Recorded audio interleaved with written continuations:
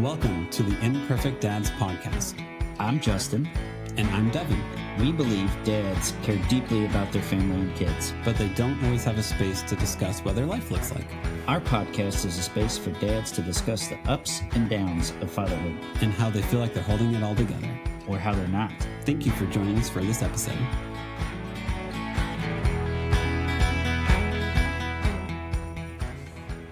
On this episode, we have a musician and producer, Jim Roach from Go Banana Go. We talked about being a homebody, having wives that encourage us to get out of the house more, getting comfortable with saying no, his kids getting more into sports, differences between living in California and Tennessee, living away from family, date nights, how we got involved with comedy and comedy writers, making Go Banana Go's new album Slippery When Peeled, and how the band re-energized Jim's career. And also just like one more thing. Dad, just start the episode. Oh, my bad. Here's the intro I have for the episode. So on Instagram, you said if I had a tuba that I could join Go Banana Go. Yes. So here's the thing. I have guitars, I have mandolins, I have basses and all that. What I really want to contribute is this harmonica that's in just the key of F and is missing part of itself. Oh my gosh. Can I join the band if we only play songs in the key of F? Yes, we will have to write a song in the key of F. I can't even tell you if we have a song in the key of F at this point. And we might write one with Flula, because it could be in the key of Flula, and then you could play it in F, because that's like, that's right up his alley anyway. That is amazing. What's so funny about this, I think I've had these harmonic like 20 years ago or something like that, and it's now gone through 3 kids, all the kids I babysat and stuff like that. So if this even, I'm not going to play it at this moment because that's too embarrassing. But if it plays a note that's actually a note in that key, then I'd be very impressed. Hey, play it, we'll sample it, and it'll make an appearance. That would be amazing. Is it? It's so funny to think of like, because you write, or the album for Go Banana Go is like jokester kids music. Yes. And like to think of like thinking of it from a musical mind is always so hilarious to me to be like, okay, what key do we want to write this song in? Like to actually structure it. When you're writing nonsense songs is just hilarious for me to think. Yeah, that's definitely the most work we've ever put into anything would be picking a key, because that's not something we do in this band. It's just whatever happens right in the moment is what generally is kept. So that's so fun. But yeah, that is very funny that we'll have to plan this entire thing around your broken harmonica. Yeah, it's like if you go to a garage sale and someone's like, "Well, I have like a little pedal organ," and you're like, "I bet that'll play a note. We're going to tune to this organ. Here we go." Yeah, I love buying old crappy instruments like that. It's the best. So, but yeah, welcome to the band. I should have said that. Thank you. Yeah. Brian and I started Go Banana Go out of boredom, and then Flula is just like, he circles our universe because he's an old friend of mine from LA. But yeah, he just pops in every few years and we do these big things together, and then Brian and I'll go off. Like him in a banana hat or banana. If he already owned a banana outfit before you guys started this band, I wouldn't have been surprised. No, he very likely does. And you know what? He has a huge fanny pack collection. He's well known for that. Like he has one for almost every day of the year. So you don't see that every day.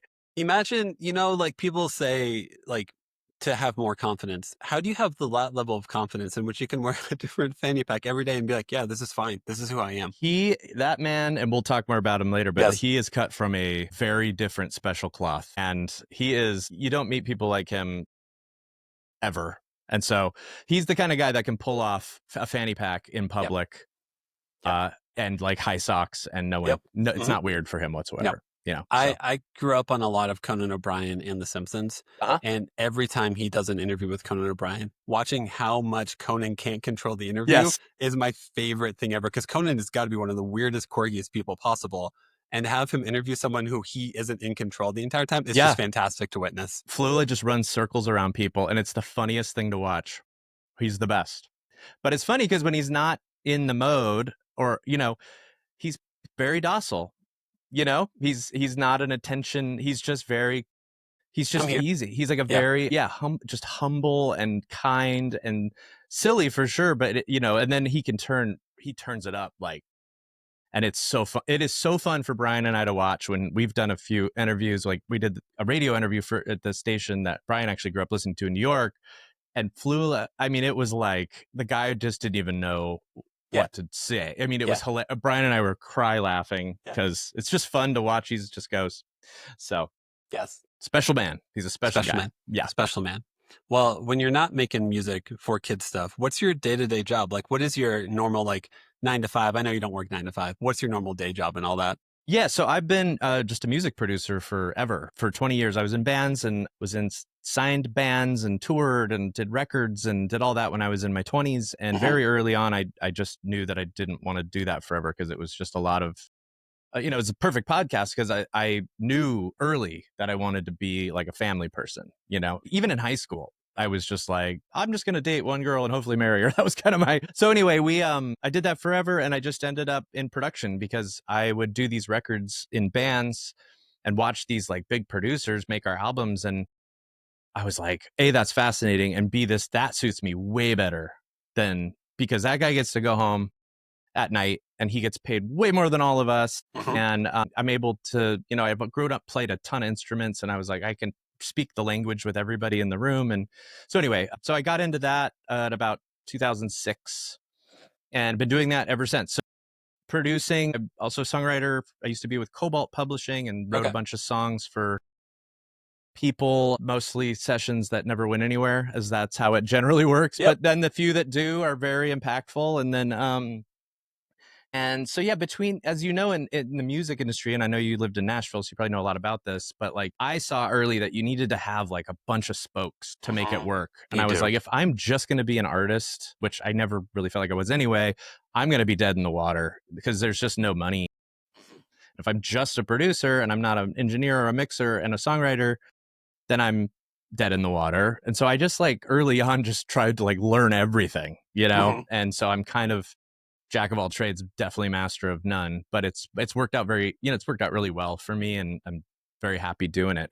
So yeah, any day for me is, doing sessions, doing mostly production now. I don't really do much songwriting anymore, just unless it's with somebody, a band I've already been working with to produce and they need some help on something, I'll do it. But the days of doing the old like Nashville or LA songwriting sessions for me are generally over, because I just treat my time differently now because I've got kids and I just don't want to be out and about all day doing those things. So, so yeah, I spend a lot of time doing that. I've also stepped back in the last like year and a half just because my kids are in an age where, my daughter's in junior high, my son's 10, and like they're both really good athletes, and so there's just like I'm like part-time Uber driver, part-time record producer, part-time. No, I don't actually drive for Uber. I drive my kids literally everywhere at all. All time. Professional show, but without you should ask your kids to like give you a rating at the end of the ride sometimes. And just see how that goes, and then if that somehow affects their chores money balance later, don't say anything. I should start charging them for rides. Actually. So yeah, I do. Yeah, and. I've just been focusing really more on being here and being around. And then the nature of my jobs, especially as a producer, and a lot of the artists are repeat artists that I work with, is like very bulk work. So it'll be like, I'll be gone for 2 weeks at a studio, and then I'll make a record and I'll come back home, and then I'm home for 3 weeks, and then I'm gone for a week, and then I'm back. And so it's like, it's very non 9 to 5-y, as you well know. I just work in these huge chunks, come home, and then I have editors that do all the chopping and stuff, and so I like that because it suits my brain better, because day-to-day monotony is not where I thrive anyway. So this year, you'll love this as a music fan. We're doing a record at Abbey Road in September. So we're all stop it. I know. I work with a band a lot called Ninja Sex Party, which Brian, my partner in Go Banana Go, is Ninja Brian from the band, and so we work a lot together. Yeah, exactly. We work a lot together on a million different things. And so I'm going over there with just Dan, the singer. He's doing a solo project, and we're very close. And so he's like, where should we go? You want to go to Abbey Road? I was like, yeah, man, let's do it. So that'll be super fun. But again, so cool. hard to be away from the fam, but it's always a blast to do those things. So when I graduated Belmont in like 2010, I interned out at Castle Recording Studio. If you've ever been out there. I know of it. Yeah. Yeah, it's pretty cool. But like, it was like, okay, you can try to get studio work in town, or you can go on the road. And I remember being like, nope. Like as from the engineer standpoint, to go on the road is like, you're doing monitors or front of house, in which like, no one's ever happy with you. Like no one is ever happy with either of those two roles. I'd be That's running thankless. cables and stuff. And I was just like, okay, so I would be sleeping in a different town every single day if I can even find someone to hire me for this job. Right. And like, yeah, the life on the road, I feel like everyone I know who went that route, by the time they got to be 30, were just like, I can't do, like, there's a definite end to it of like, all right, I'm about 30. I'm good. I'm done. Yeah. I can't do this Grueling. anymore. Yeah, you're on a bus. Hopefully, you're even on a bus. You know, that's and true. grinding. And you're right. No one's. You're never celebrated in that role. Let's put it that way. Never. Yeah. If it's good, it goes unnoticed. Yes. And if it's bad, you're going to hear about it right away. Pretty much. You know. Yeah. So, bullet dodged. Good on you. But also, though, like I'm sure you felt the same of like, I mean, being a touring musician after a while, I'm sure some part of you was like, okay, cool. Like I'm good. I'm done. I can't, because it is so like I don't know. It's funny to get older and just want to be able to predict your life a little bit more and to find 100%. comfort in that. Yep. And like the road, it doesn't. You can make some habits and stuff you can uphold, but ultimately, like there's so many variables that you can't really control everyday life. Yeah. No, it's not for everybody. And I knew, like I said, I knew in my mid-20s, I was like, this is not for me. Like I'm a homebody by nature. And while it is fun and a big dopamine rush to be in a new city every day, I just kind of tapped out of it. But what was funny is 2 years ago, Ninja Sex Party asked me to go. They were going to do an acoustic tour. It's only 2 guys in the band. And they have a band that tours with them who are all killers, but they're just like their kind of friends, fill-in band that will go on tour. And they said, hey, we want to do these acoustic shows. And they were doing theaters. And they're like, you're the guy that writes all the songs with us. Like the fans kind of know who you are. I think it should be the 3 of us, because Brian is an incredible pianist and he plays in a ninja costume, which is really funny. And so I was like, my first response was like, no, I'm not doing that. Like that, even now I was like, no, I'm not. And so I was like, let me talk to Amy, my wife, about it. So I went home and I'm like, hey, the guys asked me to go on the road. It's like a 2-month run with a week off in between. She's like, do it. That sounds awesome. And I was like, really? She's like, yeah. He's like, go have fun. Like those are like your best friends anyway. And I'm like, let me think about it.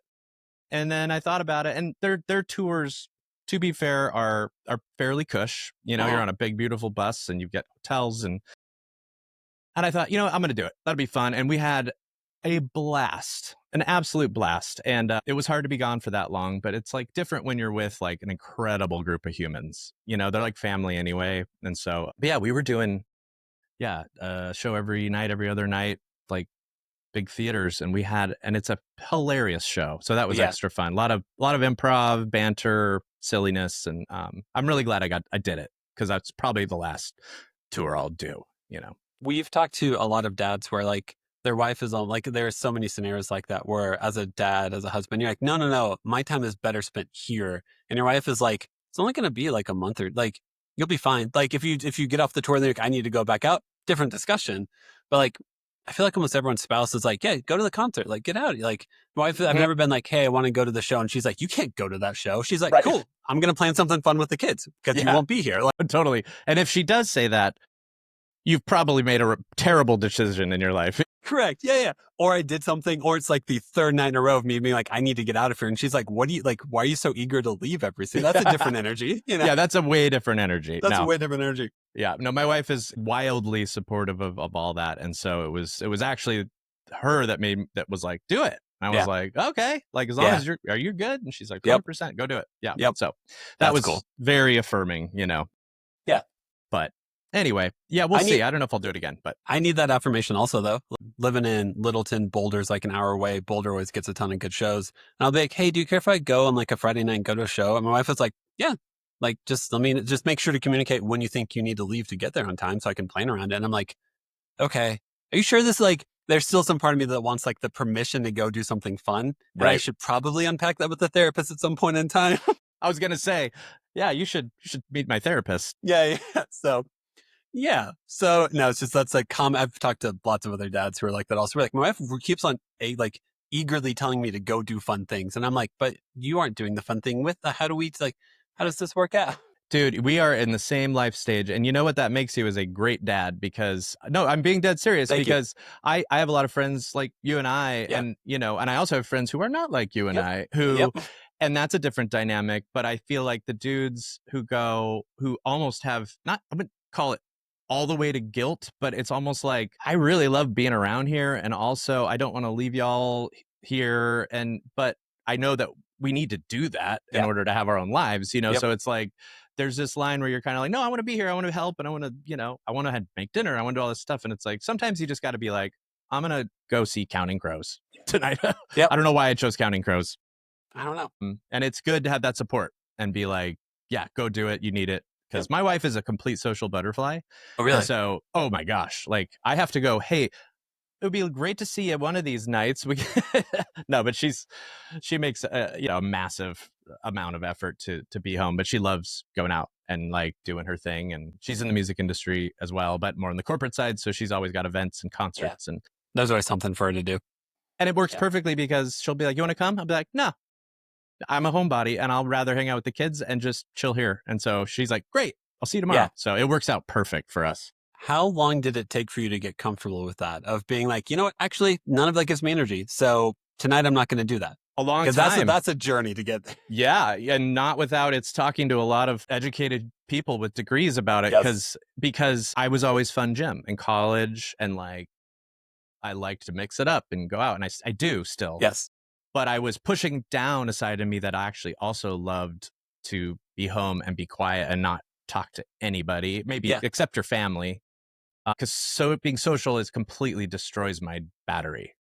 Like my wife, it fills her battery. And for me, I just like, I'm depleted. So I need like 2 days of like, nobody's coming over. I'm not going to, it took me a while to be okay with that and not just show up annoyed to everything because I didn't want to be there. You know, it's a real thing. Especially in the industries that we're in. It's like, I don't want to go to a show tonight, even though I kind of have to, or many years ago or whatever. But anyway, it's important to find that side of you, especially as a family person and as a dad and as a husband, to be like, hey, you know me, I don't like doing this as much as you do. So I'm just going to, and it's worked out. Now we understand each other, but it took a minute. It takes some definite trial and error. I feel like I'm reversed. I'm the social one where I could go out every single night. Like if I go on a walk in our neighborhood, I'll stop and talk to people on their front porches and look up and be like, I've been doing this for 30 minutes. My wife probably thinks I'm dead. And my wife is the one where I'm almost have to be like, hey, like actually that's a good example. I had a friend play up in Boulder and I was like, hey, he got us some tickets to the show. Do you want to go? But you also travel for work next week. Is it more energetic for you and I to go up to Boulder, explore the city, go to a show, then come home? Or do you just want to sit here with the kids? She's like, I would much rather sit here with the kids. I was like, cool. Do that. That's good. Like whatever, man, trying to figure out what energizes and like refuels you is such a tricky thing to do. And like, I feel like there's some days I'll be like, man, I need to like go on a walk and listen to music on headphones and that'll make me feel better. Then I get done with the walk and I'm like, still feel the same.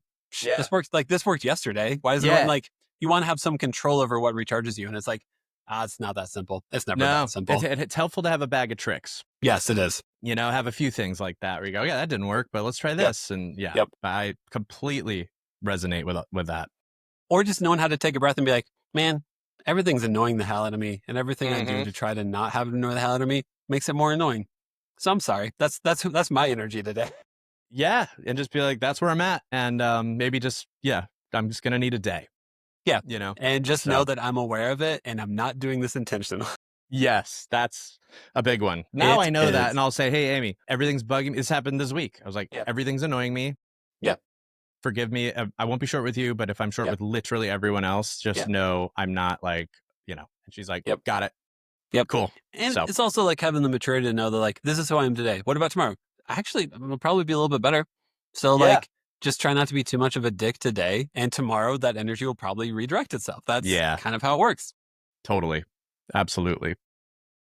So besides your kids doing sports and you being a professional Uber driver, tell me like what all do you do with your kids? Or like, are you at the phase of life where like, there's sports and activities like almost every day? I'm trying to think. My son is started playing football and he is like wildly talented. I was not a big sports ball person growing up. And he's just like gifted. And so all he wants to do is throw the ball around. So we spend hours a week in the back. Not right now because it's humid, hot Nashville. 5 million degrees.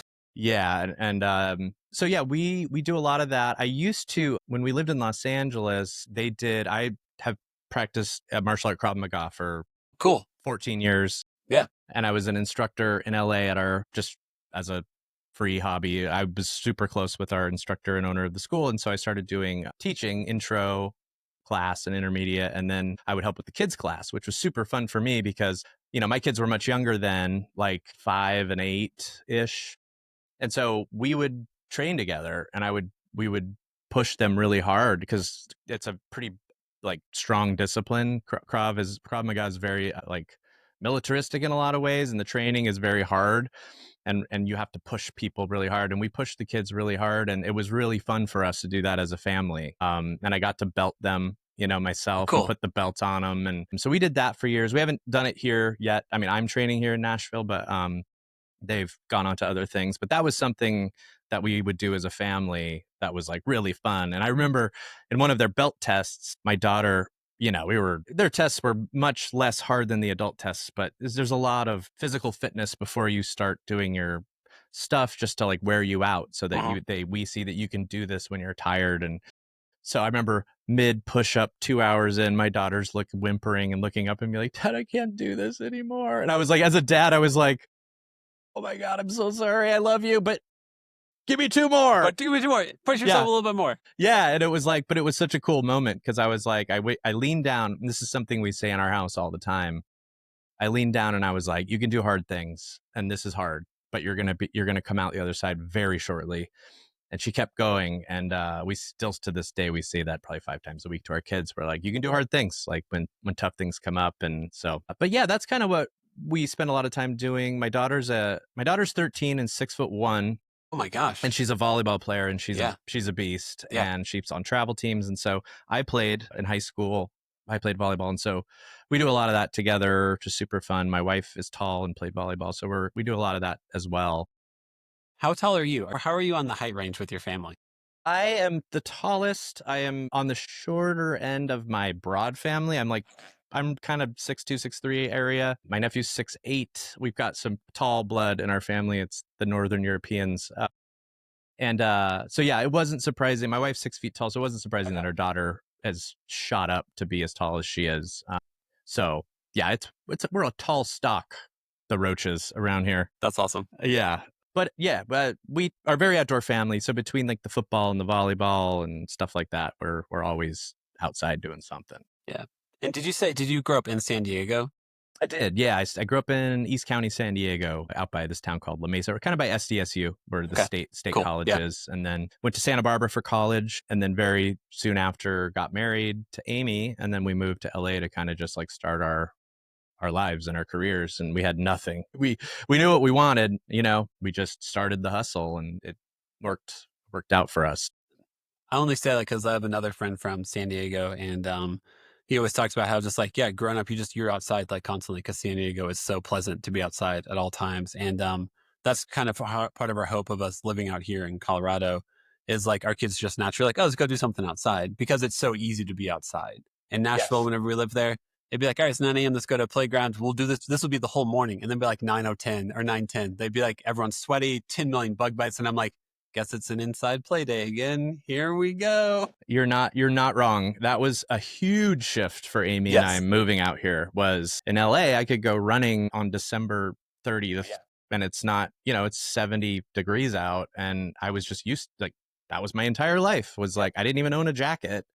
Yeah. And then we got here and I'm like, what have we done? Like, love everything about living here. Yes. I truly will never leave. But I just was like, it took me a minute to be like, okay, I need to plan my outdoorsiness, because you can't, there's no oceans, so you can't surf, which I grew up doing. And so we go on Percy Priest all the time. We have a boat up there and we wakeboard instead.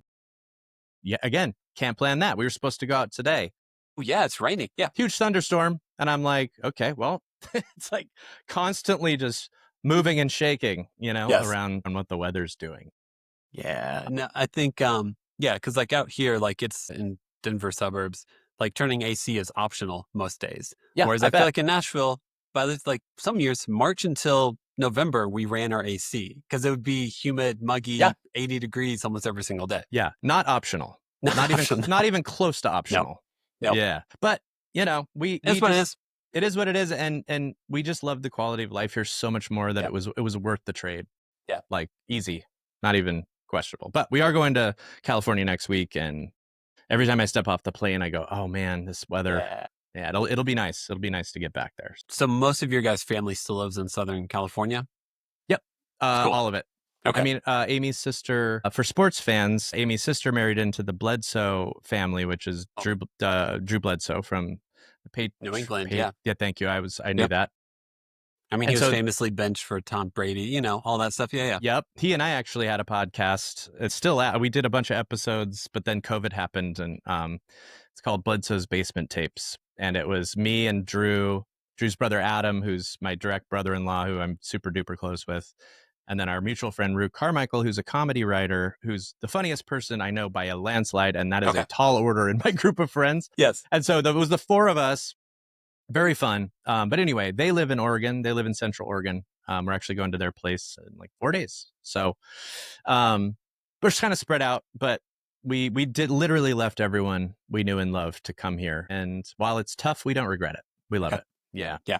And also, So- like, you're not alone in that. I think not a lot of people move to Nashville and have kids while all of their family is somewhere else. So, like, a lot of people in Nashville aren't surrounded by their immediate family members. Yeah, there's a lot of, and we all try to bound together because it's hard to like go on a weekend away alone with your wife because, you know, our kids are getting older now and they can stay with friends, but it's early on. It was like normally the grandparents or the sister would come and they would go to their house or whatever. And it's like, we have no kind of safety net. We have safety's the wrong word. We have no net for like doing our own thing every once in a while. So we literally have resorted to flying our parents here. So if we want to go somewhere for 4 days, it's $800 right out the gate. Yeah. And then, I mean, it's such a weird thing to like financially quantify it, but like whenever you go out on a date or something like that, it's cool. Let's go try this new restaurant. All right, we'll spend like $100 or something like that. How much are you going to spend on the babysitter? Like 160. Yep. Maybe I learned some new steak cooking techniques and I try that. How about that? I know we talk about that all the time. I go, is it worth it? Mm-hmm. Do we really want to try that Applebee's in Mount Juliet? You might need it though. Yeah. You know? I'd love me some Applebee's. Yeah. And then certain nights it's like, yes, we're going, you know, we went to, Amy and I went and saw AC/DC at the Nissan Stadium a couple of weeks ago. I was like, I don't care what it costs. You know, we're getting after it. And it was, we had a blast. So no, it's so fun because we also have those artists like Josh Ritter's one of those huge Josh Ritter fans. Yeah. And like he's one of those like, okay, if he's anywhere within an hour radius of us, he's worth the babysitter, no matter what. Feel the same way about Jason Isbell. And it's funny whenever you and your wife agree on like, what's the event where when it happens, we're paying whatever it costs, we're going to it. Yeah. And it's just funny that it's Are just us. Are you a Brothers Osborne fan by chance? I've listened to them a little bit. I need to listen to them more. There are drop everything. If they're within 150 miles for Amy and I mean, I don't like very picky. I mostly listen to podcasts now. I don't really like oddly listen to a ton of music anymore because I'm around it all day, which is its own issue to undo. But I joined their fan club. I mean, I'm a 48-year-old man and I joined, it was a month ago. I'm like, oh, because you get early access, and you get all this cool shirt. And I was like, I'm joining a fan club. I haven't done this since I was 15 years old. And so they're my favorite band, I think maybe ever. Okay. They're just so authentic and they're so good. Songs are amazing. Their playing is just top shelf. Everything about it. I go on all day. Head and the Heart is another band that we will drop everything for. Yep. Love them. Yep. Yeah, they're amazing. Super nerdy for them as well. But yeah, not much else. I'll tell you that. Yeah. I remember my wife was like, hey, a bunch of us are going to see Counting Crows. This was like a year and a half ago. We're going to go see Counting Crows. We're going to buy tickets. And I'm like, the like homebody in me was like, that's a hard pass. I was like, and I even like Counting Crows, but I'm like, I don't like them that much. I'm like, I don't need to go do that. Everything for me, and Amy and I have a saying, and she doesn't fully subscribe to it. I subscribe to it every day, which is if it's not a hell yes, it's a no. And that has served me so well. Yeah. At least at this age. I don't recommend it for everyone, but how I'm built, it's perfect for me. Yeah. If it's like could be kind of fun, you know, unless it's something that's important to somebody, then I can put myself aside, obviously. But if it's like hey, Limp Bizkit's coming to the Ryman, I'd be like, nah, I'm not going to do that. I'm good. Nah, gonna pass on that one. I love that all our friends are going. That's awesome. But I'm good. Yeah. Yeah. But really, it's such a journey to get there because, like, you have to know yourself enough to know that saying no to that is better than saying yes to it. And it's, I don't know at what age you start to learn, like, that a no is, like, helpful and healthy. But I think so much of life is you assume whenever you say no, you've actually closed the door. And especially with music stuff, is like, "Well, I'm not going to go to that show tonight." Cool. What if that was the time in which you ran into this person and then connected you to this person? Like, it's so networky that Yes. saying no isn't just saying no to like a night out. It's saying no to potential as well. Yep. 100%. And I still am okay with that at Yeah. this phase. I wasn't Yeah, okay yeah. with that 10 years ago. Yeah. I put myself everywhere. And I'm just at a place, thankfully, that I am just kind of like, and possibly ignorantly so, but I'm okay with it. Yeah. I'm just like, I'm like, Good I with me. don't, fine. Yeah. That's Enjoy fine. the Limp Bizkit show, even though I might have met somebody cool. You guys have fun. You guys will enjoy that. Yeah. How did you end up getting connected with so many comedians? I'm assuming LA just has a ton of comedians that live and work out there. Yeah. So this is a funny story. I actually unpacked this the other night with someone because somebody asked me the same question in our friend group, and I was like, how did I? And so it all started with there's a girl named Jackie Tone who is on this new Netflix show that everybody loves. She's like an old guy. What's the show called? It's got Kristen Bell in it. It doesn't. I'll figure it out. You guys Sure, can yeah. do your own homework. She went whatever. I was doing a record. She was in LA. We were just all fairly young, and she was this artist, but she was an actress, and she had been in a ton of stuff already. And I did an album with her. And at the time, she was dating this guy named Kyle Dunnigan, who is a comic, who is now a huge comic. Back then, he was already fairly well known. He was on Reno 911 as his character Craig. And so he would come around the studio, and he was hilarious, and we just got on really well, and we became really good friends. This was like 13 years, 12 years ago, something like that. So we started hanging out more. I started working with Kyle. We did a Christmas album under his Craig character, which is hysterical. And like Kyle's on Rogan all the time now. Like him and Okay. Rogan are super close. Like he was on last month. But back then he was doing, not improv. He was playing at the Improv and playing Comedy Store in LA, all the big comedy spots. He then went on to write for the Amy Schumer show.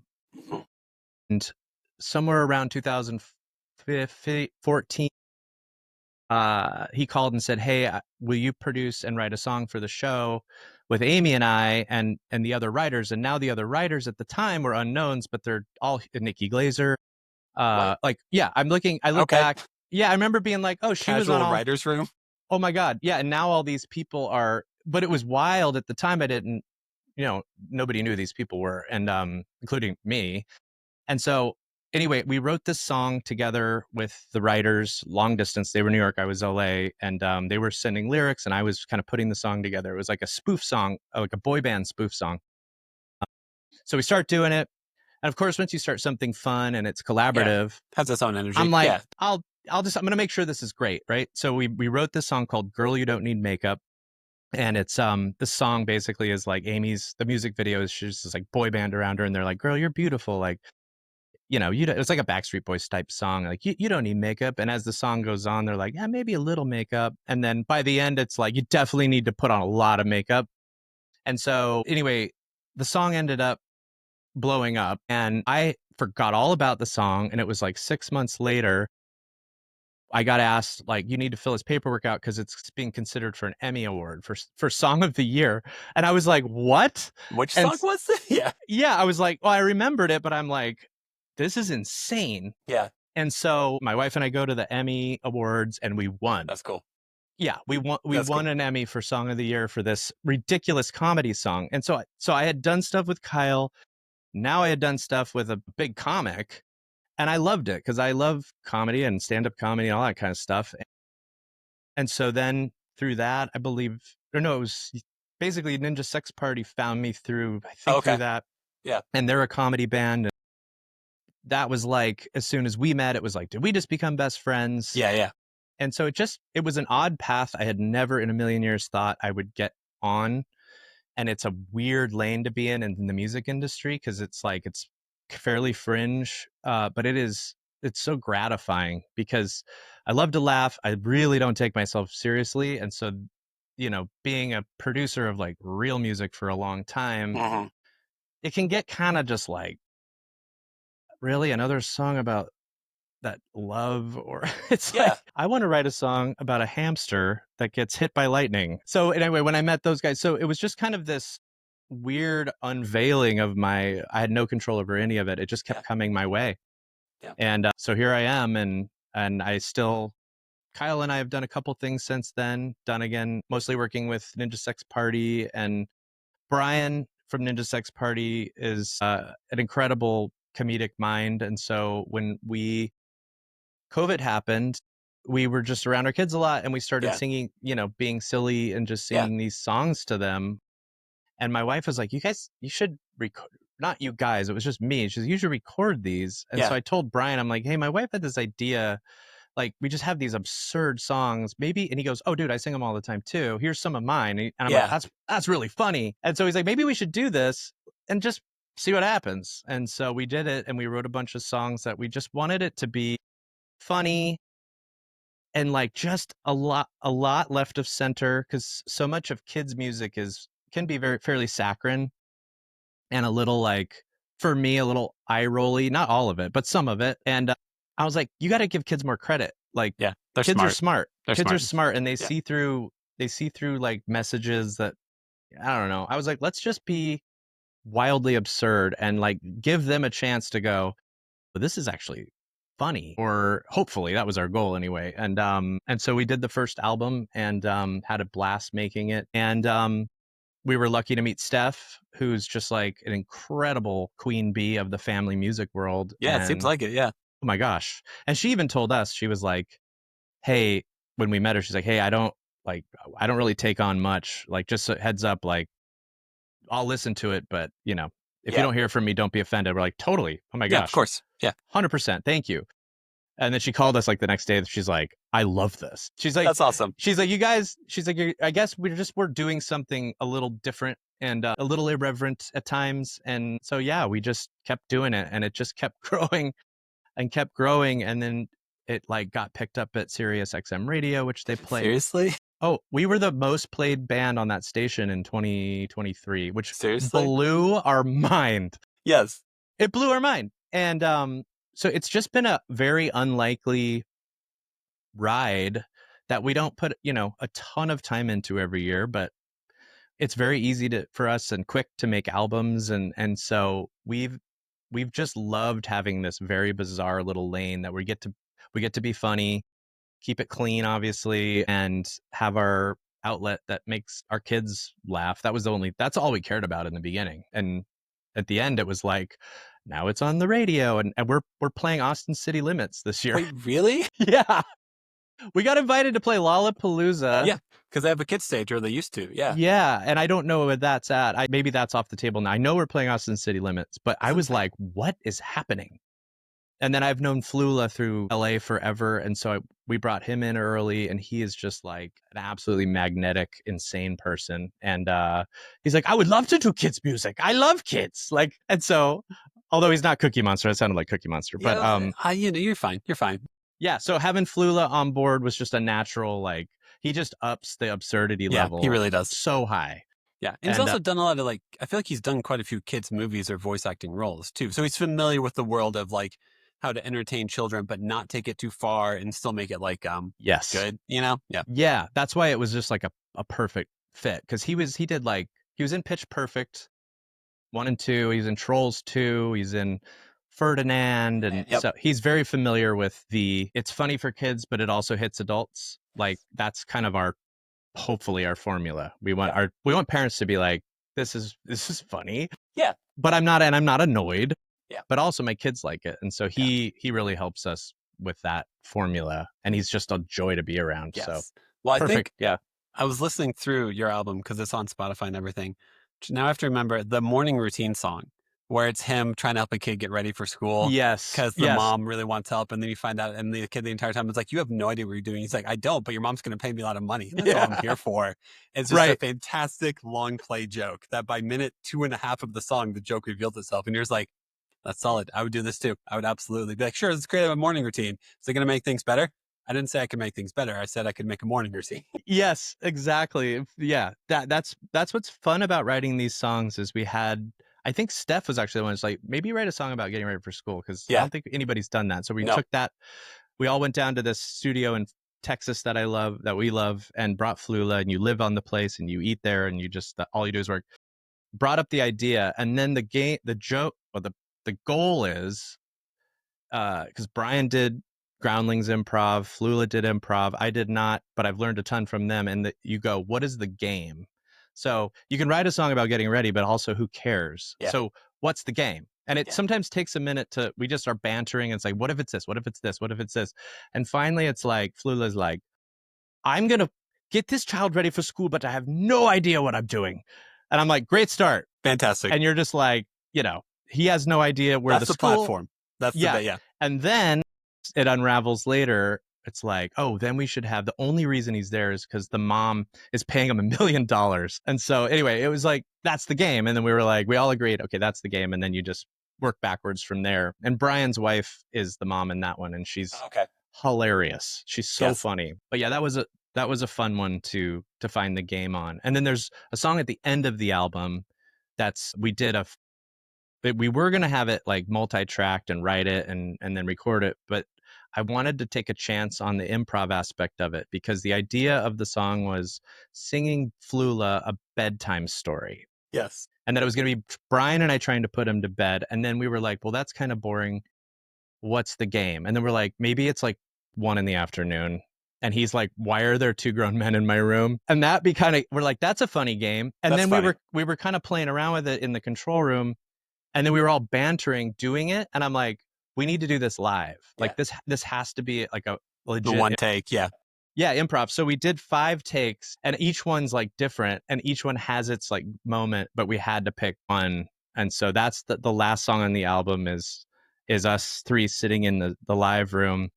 And just, we had the song kind of written that I sing, and then Brian interjects a lot. Flula interjects a lot. I interject a lot. And it was so much fun. And they're pros at not laughing because they've done it so long. So hard.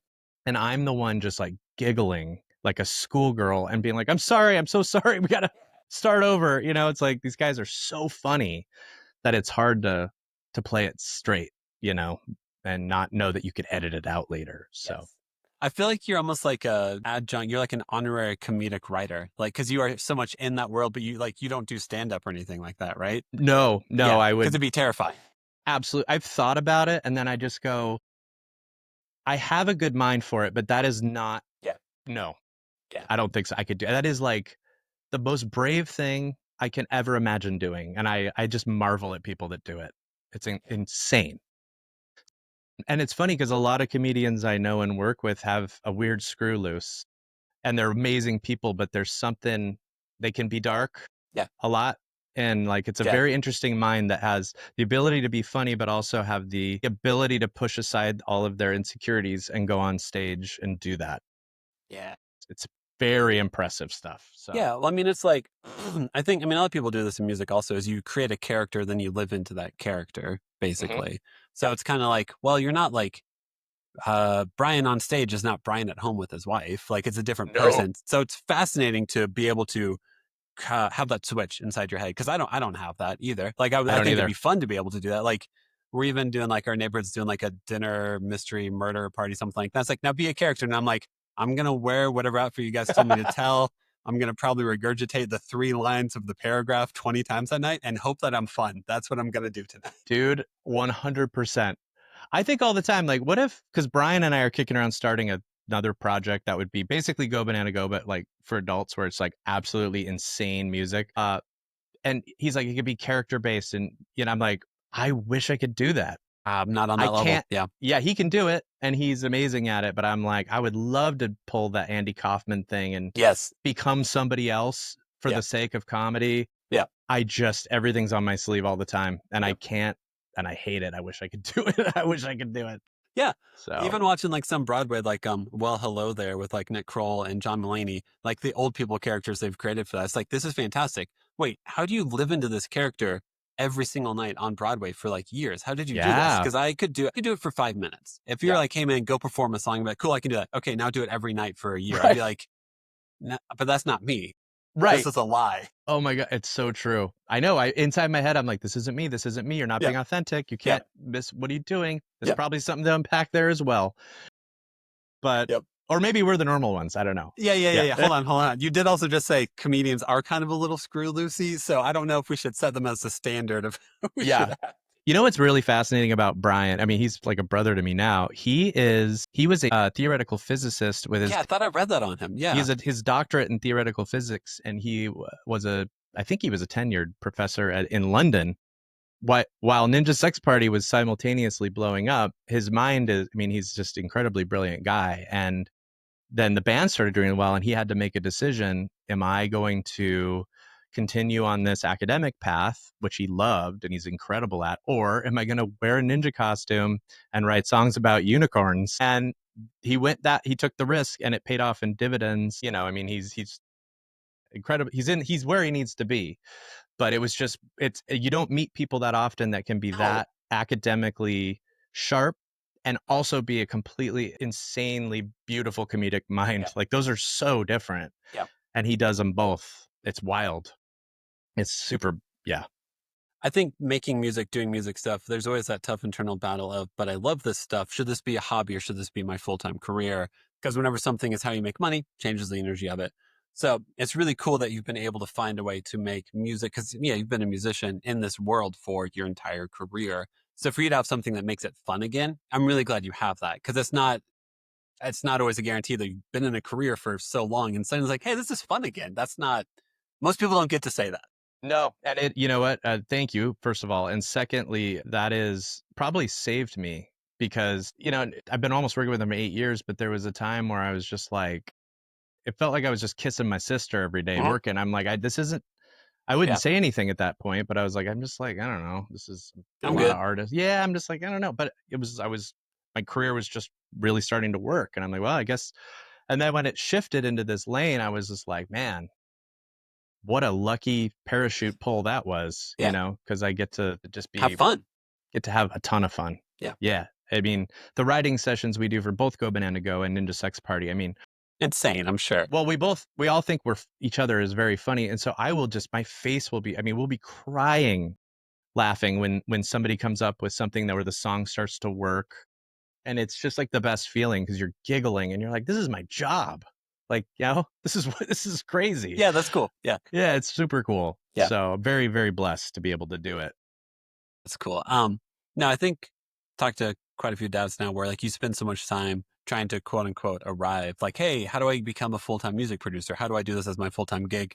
Then you arrive and the energy of building versus maintaining, but still building at the same time is just a completely different headspace where it does take some time to be like, wait, I wanted this for years and now I'm here.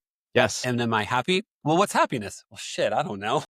Oh, man, you've struck a nerve for sure, because so much of what happiness is the hunt a lot of times, and so I was young and I'm like, I'm going to figure this out. I'm going to, and do it. And then, like you said, you get to where I got to where I would just have ever dreamed of being, right? Truly, when I look back, and then I'm still going, man. Well, I want to do that though. It's like so silly how your brain just keeps not telling you you're good enough. And, but yeah, and I've hit that point a couple times where I just have to be like, you are one lucky dude to get to do this. And not only that, but even on there's days where you're not sure, you just have this incredible family that you get to like lean on and just kind of be like, well, today was unsure, but I still get to go and like roast marshmallows at the fire pit with you guys. Cool. Yeah, it's the only thing to me that's worth anything out of all of this. It truly is. And it's funny because we have friends who don't have kids. It's really hard to, it's like going to war. It's like you don't really know until you're there. And that's how it is with kids and having a family. And I just go, dude, guys, it's the best. It's so life-changing. People are like, yeah, I don't really like kids though. I'm like, I didn't either. I was like, I still don't like kids. No, I'm just kidding. But then you get there and you're like, oh my gosh, no, I get it now. And it's like, you kind of just but yeah, it's having to kind of keep pushing the career forward, but also just being content can be a tricky line to kind of It is. And that's not even just with music, that's with anything. Cause I mean, like, I don't know. I mean, a job is always tied to your bank account. Bank account is tied to like some form of security. And Yep. like you are the one, you and your partner or wife are the ones who define what is enough in your day to day life. And some days your definition aligns, sometimes it doesn't. And then that creates different anxiety and all that fun stuff. Yep. So it's great. Yeah. It's really great. And it is really important to take those times to reflect and be like, okay, what is important truly? Because, if you're at a crossroads with your career or something, and I have been many times, as I'm sure we all have, I go, could I do anything else and be happy? And I go, actually, it was a good realization for me. It's like, actually, I'm not sure I could maybe do something else creative, but I know that if I do something that's non-creative, I'm not going to be happy. In Yeah. fact, I worked at Apple Music for a year in LA. I worked as an executive producer for their radio shows they were doing with like rock stars. And so I produced, and it was somewhat creative, but I had never really had a real job in my whole life. Yeah. Like I've been doing this forever, and I did not really enjoy it because I was like, I'm not really being creative, and there's just a lot of politics and things I wasn't used to. And it was a good learning moment for me because it's like this job on paper is the coolest thing ever. And I'm just like, whatever. I'd rather be, writing songs about hamsters getting struck by lightning. But like normally if you're a creative person, someone else does all your admin for you because admin and creativity are not usually the same conscious. No. So you went from touring musician, producer, all that's like now do admin work and deal with like how do you get stuff through a system basically. And you're like, but I just want to make a silly song. Yeah. And now feel yeah. fulfilled. And you're like, I'm not going to. Yeah. Yeah. And especially working at a big company like Apple, Yeah. there was a lot of procedures in place, which they need to be there because you're Yeah, dealing absolutely. with all these people. And I would get in a little trouble sometimes, not out of ill intent, but I would just kind of be like, well, you hired me to do this thing. Felt like I didn't have to check with 5 people before I did it.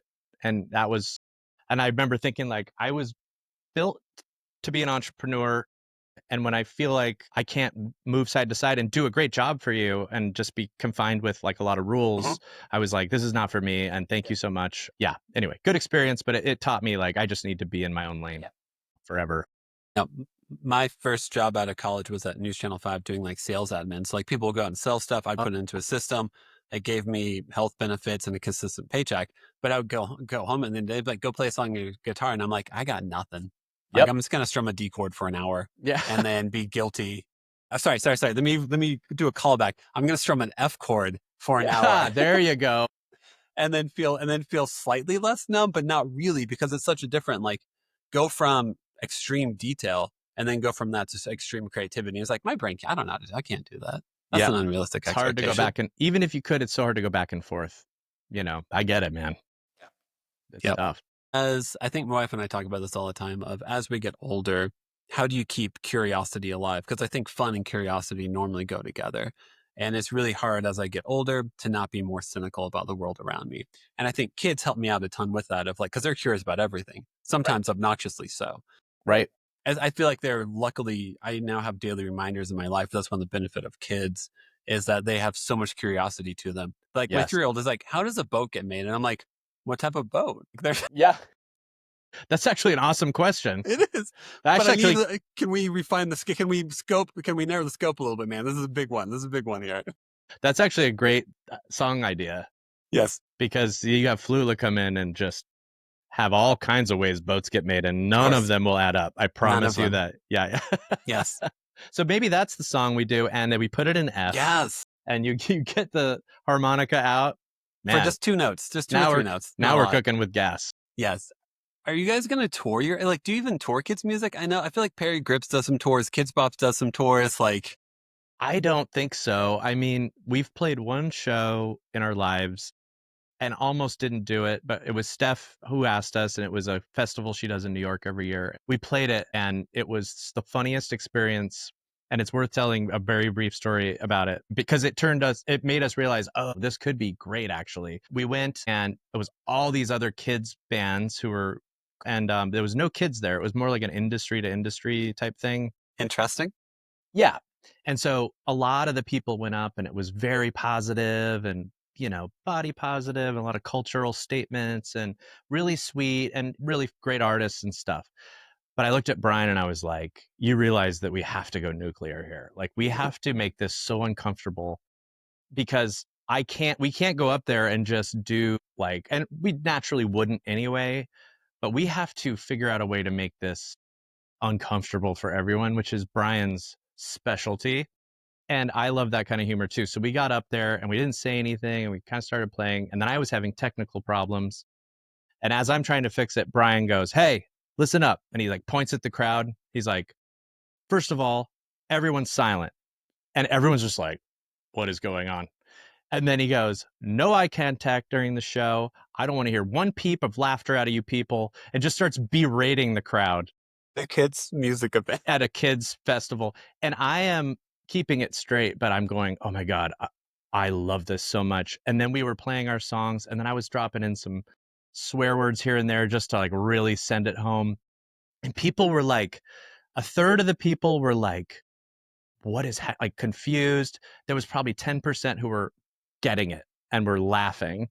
And the other, I don't know what the other, I just remember being like, this is a perfect split. This is exactly what I wanted. And then we normally wouldn't, this wasn't, I don't think, on the set, but Brian and I, when we were on our Ninja Sex Party tour, we always would listen to the McGruff, the Crime Dog songs on the bus, and just because they're so funny and they're so bad. And there's a song called Crack and Cocaine that I learned and Brian learned.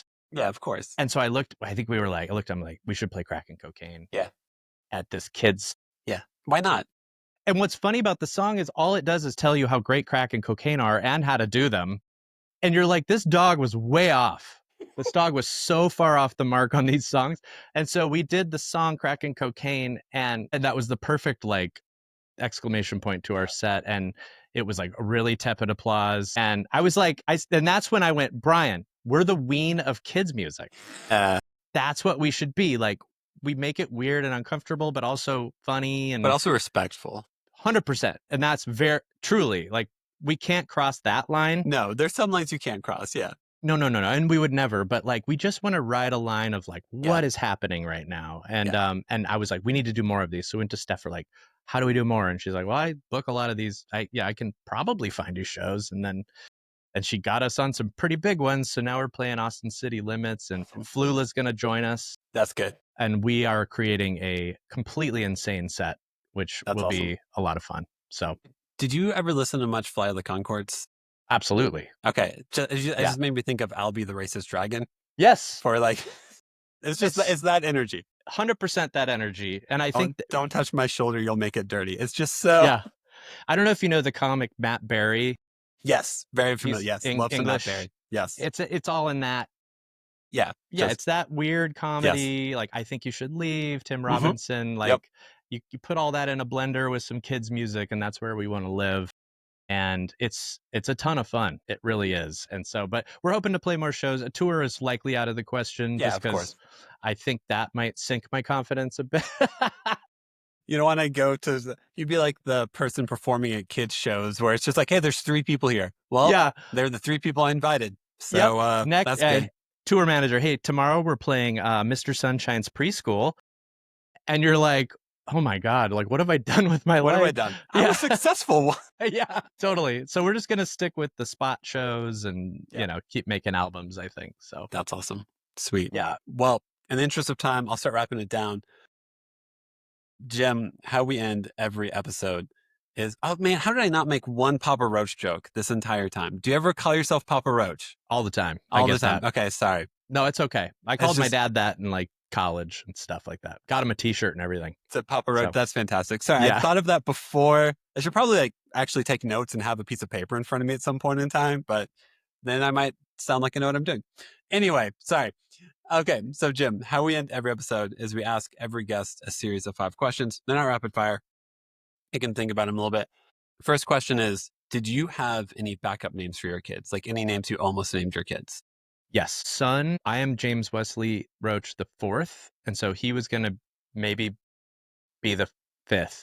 Okay. We ended up not going that round. It was actually first choice, and then we switched it into the backup. So trick answer. And then, yes, my daughter is Kennedy. because I had a huge crush on Kennedy from MTV, and I just always knew I wanted to name my daughter that in high school even. And then she was going to maybe be Kate.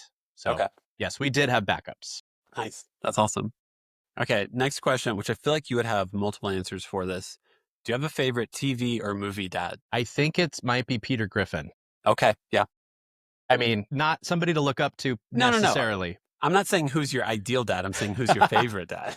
Yeah, I think it's Peter Griffin from Family Guy for sure. Yeah, it's other people have said it, and it's always that same thing of like, I don't want to be Peter Griffin. Yeah. But I am greatly entertained by him as a father. The best. Yes. All right, next question. Do you have a go-to replacement curse word? Like something whenever you know you want to curse, but you also know you shouldn't curse at the same time. I'm not proud to say I probably have an entire list of them. I guess that maybe makes me better because I'm thinking ahead of the Yeah. I use flippin' a lot. Flippin'? Nice. I think that's like a California, like nice guy from California thing, because a lot of those dudes that I was friends with, we'd be like, that is so flippin' dumb. I'm more prone to say effin' as opposed to flippin'. Yeah, it's definitely better. Flippin' is bottom of the barrel. Not proud of it. That's why I'm using it. Yeah, that's right. Yeah. It's people looking and go, did you say flippin'? I'm going to get raw here on this podcast. Yeah. That's awesome. Going with flippin'. Cool. Respect. Okay. Next question. What's one of your favorite activities or like a toy you really like to play with your kids?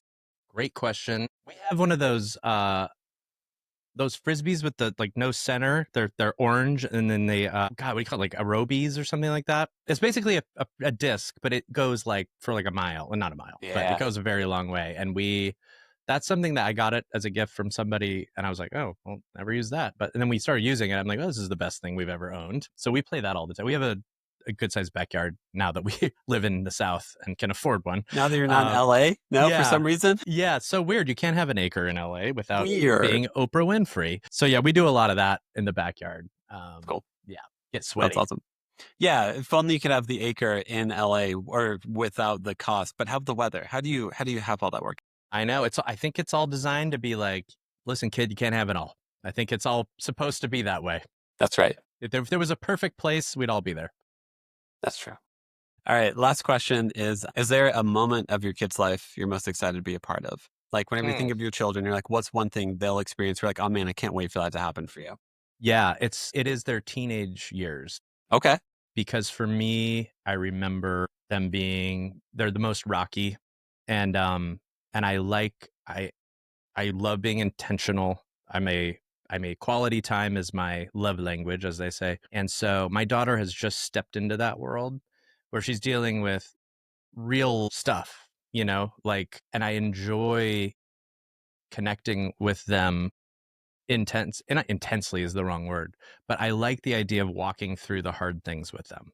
Like I really do. I think because I'm the best person who's equipped to do it outside of my wife, obviously. So it's like, I can't wait for them to be at that point where they're changing as humans and finding out who they are, and being able to be right there with them and walking through it with them and sharing my experience with them and staying quiet a lot of the times and just being there. Like that to me is like, what a gift to be able to give that to them. And I have made boatloads of mistakes that I can, at least have the angle of not necessarily telling them all of them, but being like, I'm not judging you. Yeah. Like when I got in trouble big time when I was little, the bigger it was, the cooler my dad was. And that really rubbed off on me, because he was like, listen, you messed up big. Here's why it's a problem. I'm here to like walk you through this. And so that to me was like a huge gift, because it made me go, I want to be that guy for my kids. Yeah. I'm not going to scream and yell. I mean, I'm just excited to be a kind of a ship, a lighthouse in the harbor, if you will, through those hard years, because not a lot of kids get that, sadly. They don't. And that's exciting for me. Yeah. No, I think high school, middle school, whatever, you feel some of the most intense thing. Everything feels the heaviest. Yeah. So if you do have a parent or a dad or someone who's like, hey, actually, I'm here to help carry this load, and I'm trying to figure out how to communicate to you in a way in which you'll believe me, this won't crush you.